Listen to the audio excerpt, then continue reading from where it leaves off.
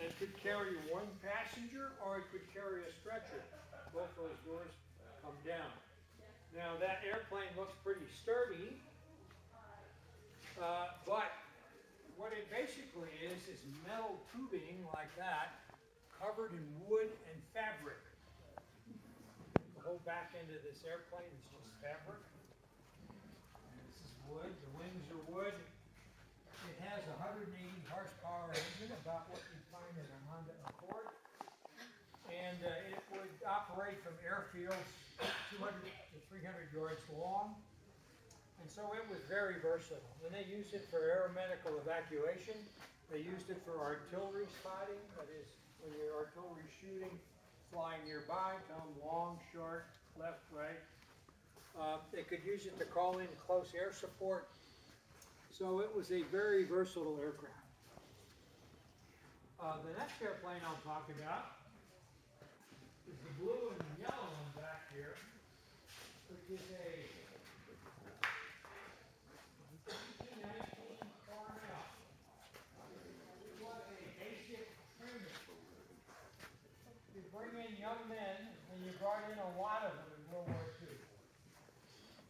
Our Air Force, called before World War II the Air Corps, in 1938 had 24,000 full people. 3 years later, 4 years later, it had 2.5 million people. So you had to do a lot of training, and we trained a lot of pilots. And this is one of the primary trainings. Sorry. You taught young men on the ground as much as you could about flying, and then you had a little game where you had to take them off. And so they use this as the first training. They carry a pilot and an instructor. It had a fixed landing gear. It had a fixed pitch propeller. And so it was a very stable, easy to fly airplane. And that's what you want your first trainer to be.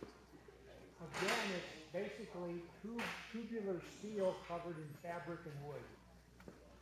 So it's, again, a very light airplane. It has an inverted 6-cylinder engine. Well, once they mastered this airplane, they go to an airplane like this one, the T-6 Texan, which is a much more complicated airplane. It has a retractable landing gear, a variable pitch propeller, navigation, radio navigation instruments inside, and it was much more a sophisticated airplane than the initial L-19 was. Yes, the DC-19.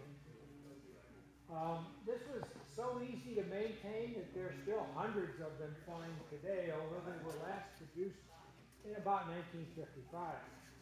So, you bring in a 18 or 19-year-old young man, you teach him in a ground school, then you'd give him initial training in that airplane, then you'd transition him to this airplane, and then they'd go from this airplane, if they were going to fly single-seat airplanes like fighters, they'd go directly to the flat fighter that they were going to fly, and they'd get some additional training in that airplane. If they were going to fly multi-engine airplanes like cargo or bombers, then they'd go from this to another trainer that had 2 engines, so you get the idea of manipulating your different engines. Most young men had a couple of hundred flying hours by the time they got out of pilot training, and they were typically 20, 21 years old. So think of your average bomber or fighter pilot in World War II being a college junior or senior. That's the kind of kids that fought that war. The youngest kid I know, have heard of, who fought in the war, enlisted in the Army when he was 12. And he was caught, and they threw him out, and then he re-enlisted again later. There was a young man from Colorado, from Denver, who just passed away about 2 weeks ago, who at 16 enlisted and made the night paratrooper drop into Normandy at 16 years of age. So, war's a young man's game, young woman's game these days too. Alrighty, let me corral my stuff. And I'll tell you about this beauty right here. This is a very rare airplane. It's an F-3F Grumman fighter. It was in the fleet. It was the standard airplane on our aircraft carriers all the way up to 1941, about early to mid 1941, just before the outbreak of World War II. Can you see our guys fighting the Japanese in the Pacific with us? Probably not. The pilots loved it because it was fun to fly, but it was a death trap if you had to go into combat. These wings are fabric covered and painted, although the body is all metal. It's a metal airplane. This was replaced in the fleet by another Grumman airplane called the F-4F Wildcat, which had many of the fuselage characteristics of this airplane, but was a single wing airplane, and acquitted itself pretty well in the Pacific.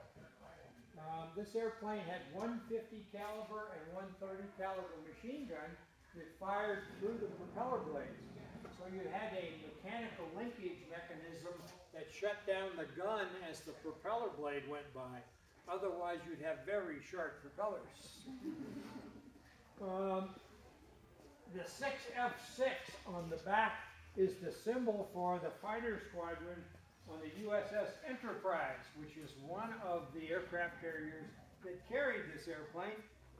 The round circle with the insect with the boxing gloves is a symbol of another unit that flew on the USS Hornet.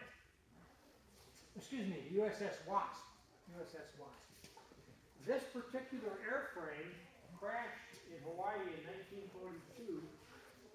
It had been issued to a Marine squadron that served in the Pacific and in the late 30s. 3 of the squadron members of that squadron went on to earn the Medal of Honor in World War II. One of them was Pappy Boynton. You heard Pappy Boynton in the Black Sheeps. We'll talk a little bit more about him later.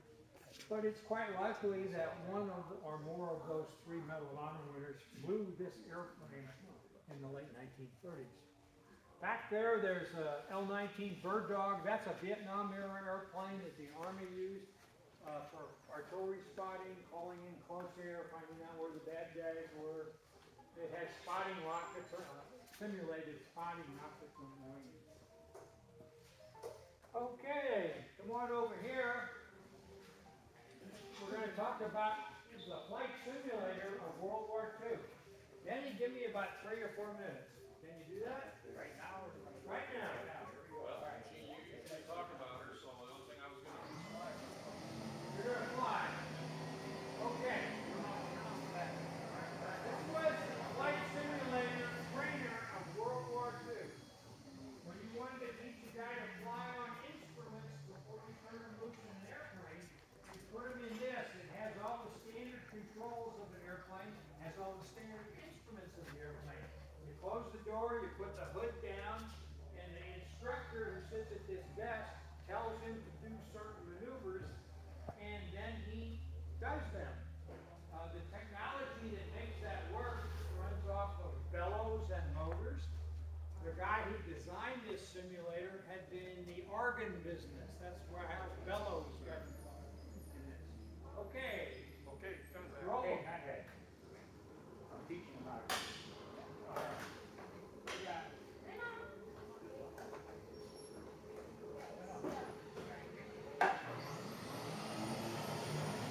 So that simulator will respond to all the control inputs just like a regular airplane. Turn it, bank it, dive it, climb it, stall it, spin it. And the Army Air Force at the time thought this was so important that pilots had to log it in their pilot's logbook, just like they log the flying